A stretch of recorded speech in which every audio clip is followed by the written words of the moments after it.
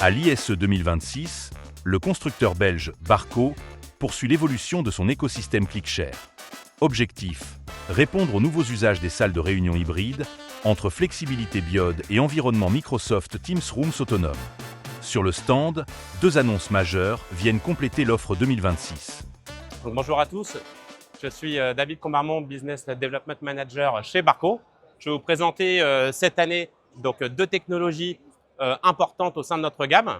Première évolution, la ClickShare Bar, lancée l'an dernier, désormais positionnée comme solution tout en un BIOD.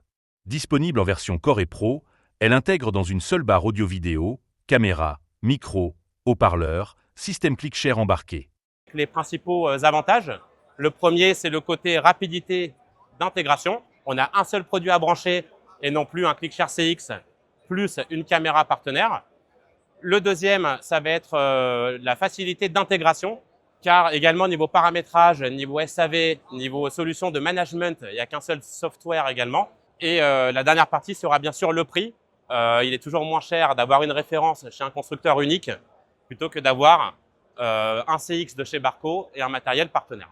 La version Pro permet notamment la gestion du double affichage, participant sur un écran, contenu sur l'autre. La connexion reste entièrement flexible. Dongle USB-C propriétaire, application ClickShare, Miracast, Google Cast, AirPlay 2. Une approche pensée pour les environnements hybrides où l'utilisateur vient avec son propre appareil.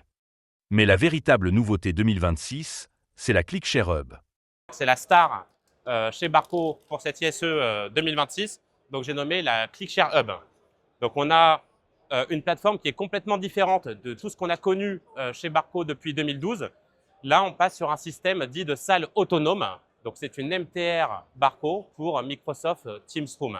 Donc concrètement, on n'est plus sur le protocole du BIOD, le fameux Bring Your Own Device.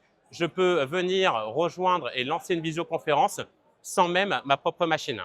Donc comment le produit s'organise? On a une tablette tactile qui est connectée directement à un NUC.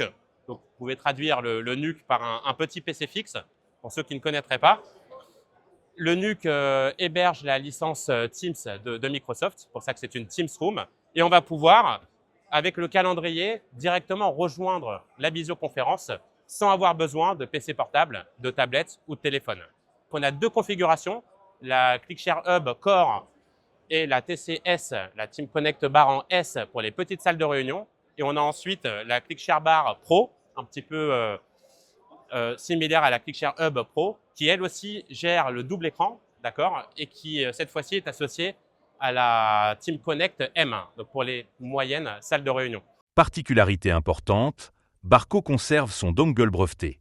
On a gardé le fameux dongle Barco. On va être capable quand même de passer en mode BIOD de manière automatique dès lors qu'on ne peut pas utiliser la tablette tactile pour rejoindre une visioconférence Teams.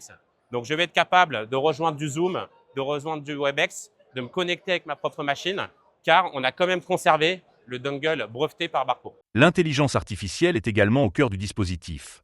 Framing automatique, composition multivignette, suivi de l'orateur, traitement natif via Microsoft Teams.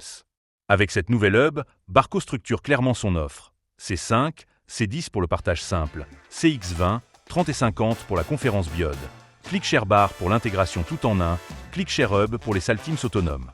Une stratégie qui illustre la convergence croissante entre audiovisuel, IT et expérience collaborative dans les environnements professionnels.